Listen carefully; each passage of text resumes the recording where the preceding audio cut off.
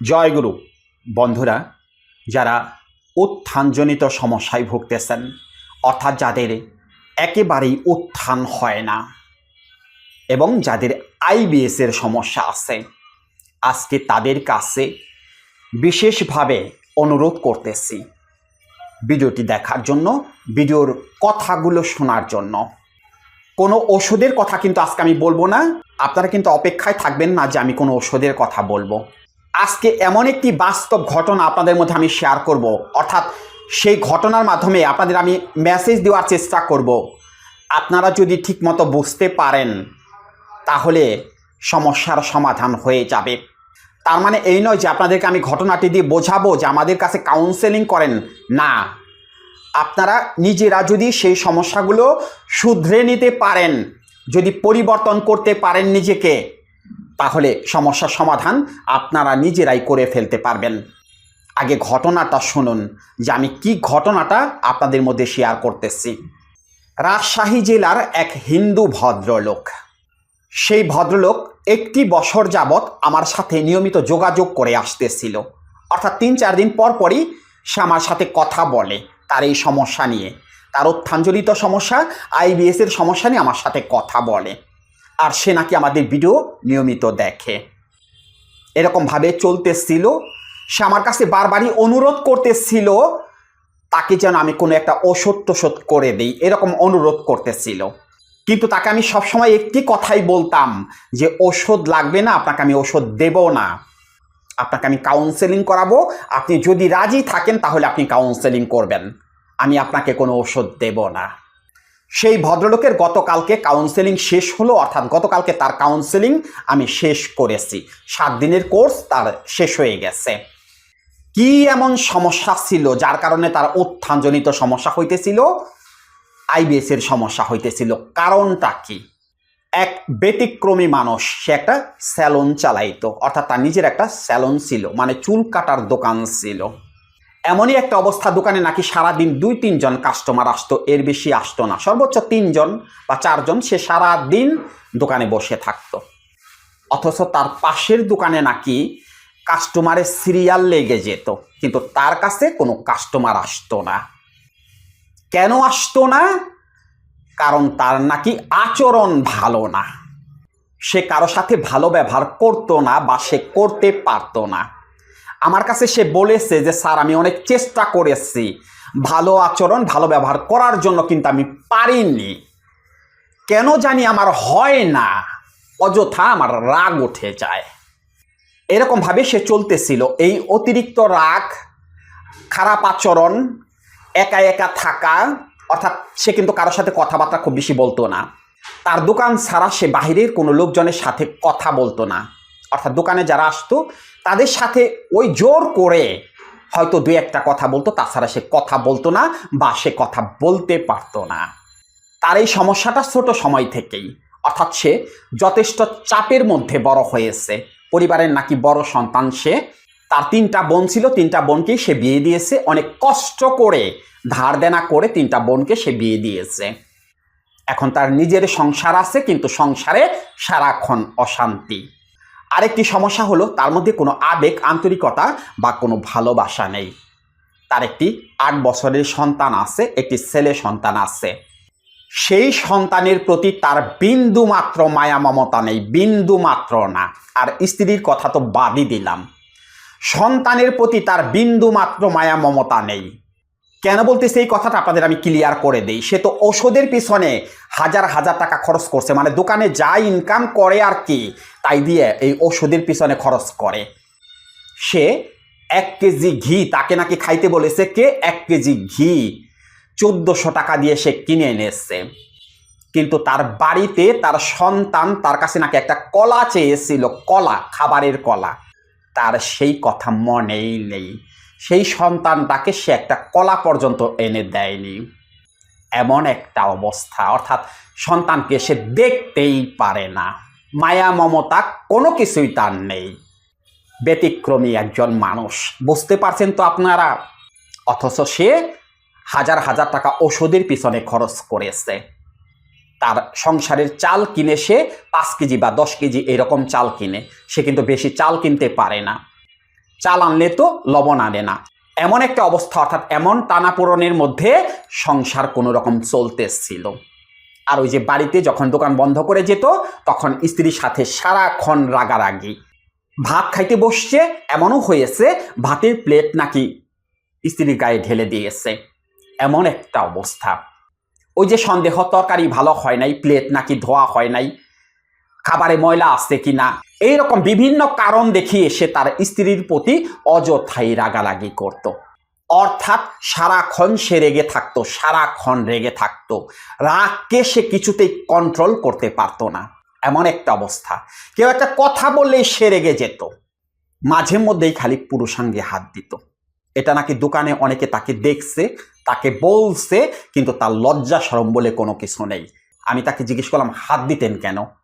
পরে বলতেছে, স্যার আমার সবসময় সন্দেহ হতো আছে কিনা, ছোট হয়ে গেছে কিনা, ভেতরে ঢুকে গেল কিনা, আজকে এতটুকু লাগতেছে কেন। আমি টেনে টুনে দেখতাম, সারাক্ষণ আমার মধ্যে এই জিনিসটা সন্দেহ কাজ করত। বুঝতে পারছেন তো অবস্থাটা কি? আরও অনেক গোপন বিষয় আছে যেগুলো বলা যাবে না আপনাদের। আমার পেশেন্ট, আমি আর কোনো কিছু বলতে চাচ্ছি না।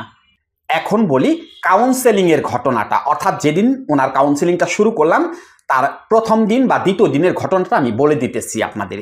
কত কষ্ট হয়েছে আমার, আমি আজ পর্যন্ত কোনো রোগীকে কাউন্সেলিং করানোর সময় এত কষ্ট করিনি। আমি যাদের কাউন্সেলিং করাই আমার পেশেন্টকে আমি প্রথম দিনই চেষ্টা করি হাসানোর জন্য, এবং তারা হাসতে বাধ্য হয়।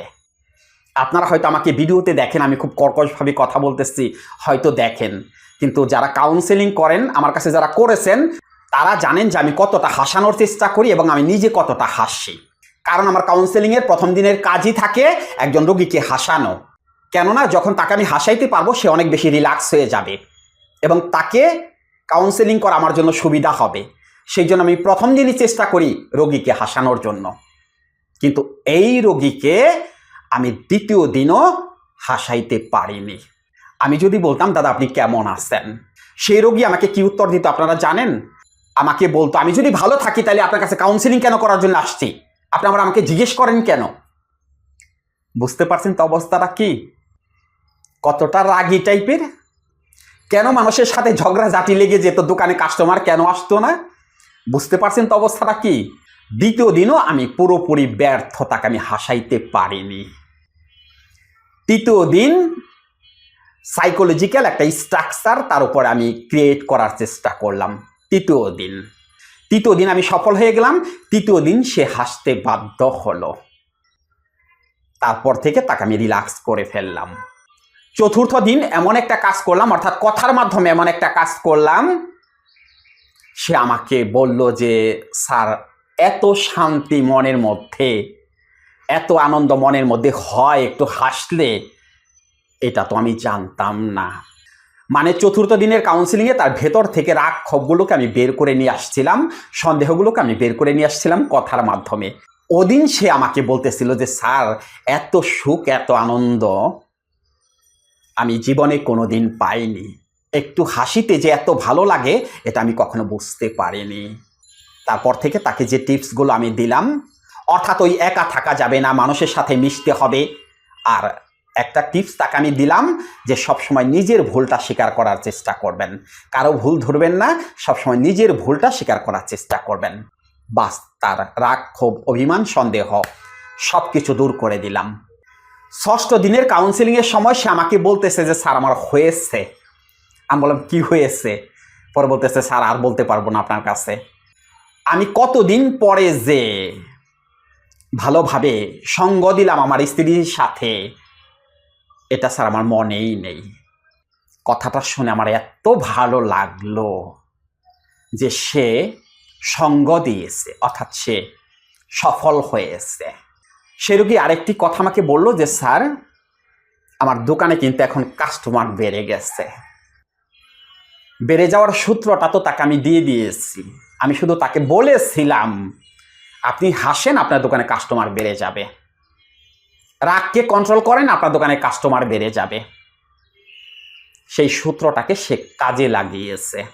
আর খাবার, সে নাকি লেবু খেতে পারতো না, লেবু সেই লেবু তাকে খাইতে আমি বাধ্য করেছি। তৃতীয় দিন তাকে আমি লেবু খেতে বাধ্য করেছি। আমি তাকে বলেছিলাম, আপনি এই লেবুই খাবেন, মারা গেলে যাবেন, আপনি লেবু খাবেন, আমার কথা মতো আপনি লেবু খাবেন, দেখেন কোনো সমস্যা হয় কিনা।